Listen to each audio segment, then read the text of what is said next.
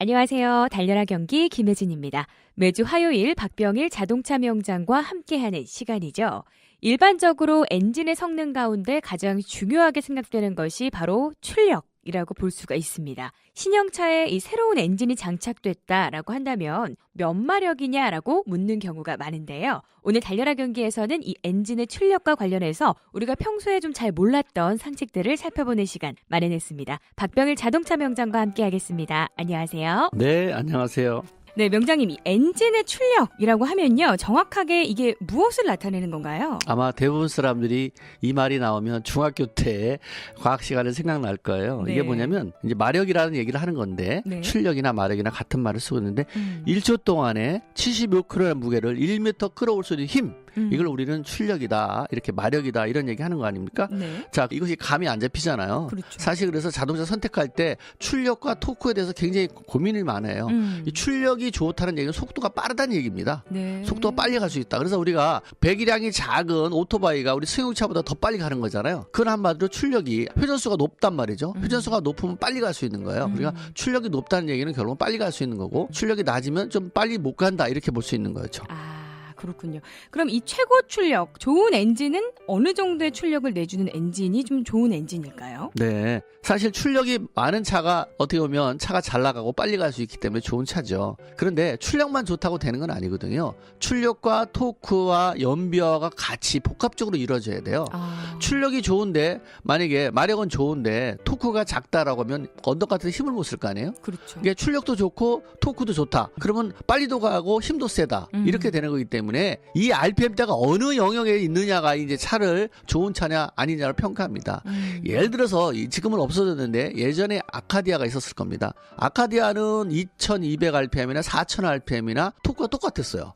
그래서 굳이 그 차는 한 2000만 밟아도 4000rpm을 밟은 만큼의 토크가 발생됐단 말이죠. 네. 출력이 RPM을 많이 안 올려도 토크가 많이 나오는 차, 이 차가 좋은 차란 말이죠. 그래서 우리가 자동차를 구입하러 갈 때 이거를 잘 보실 필요가 있어요.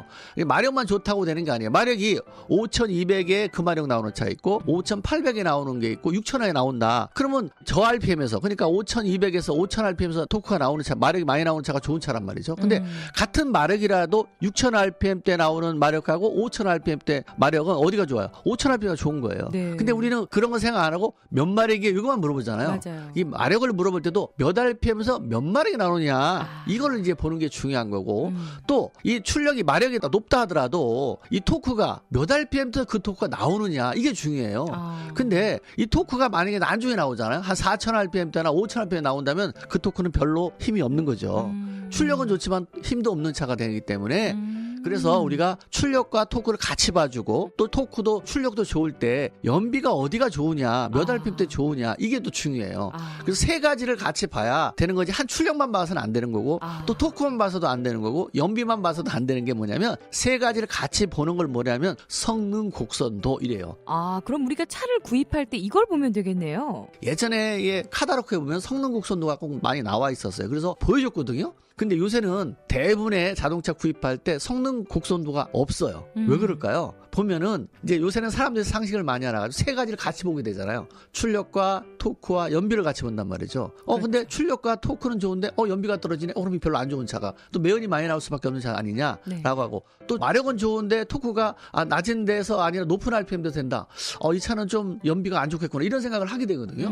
그래서 이런 것들은 이제 너무 이제 소비자들 많이 알게 되다 보니까 메이커에서 카다로크에 잘 안 보여주는데, 앞으로 차를 구입할 때는요, 성능 곡선도를 먼저 보자고 그래야 돼요. 이제 성능 곡선도를 보게 되면 출력과 이제 마력과 토크와 연비가 같이 나오기 때문에 이 차가 엔진의 수명도 좌우할 수 있고 연비도 좌우할 수 있기 때문에 우리가 그걸 보고 구하는 게 굉장히 중요하고요. 네. 영업사원한테 이 세 가지에 대한 얘기를 자꾸 설명 듣고 그 차를 구입하는 게 굉장히 좀 좋은 차를 구입하는 방법이다, 이렇게 볼 수 있죠. 네, 좋은 엔진을 알기 위해서 우리가 출력뿐만 아니라 토크에 대해서도 좀 알아야 될 것 같은데요. 그럼 다음 시간 계속해서 이 토크에 대해서 좀 더 이야기 나눠보도록 하겠습니다. 네. 오늘 도움 말씀 고맙습니다. 네.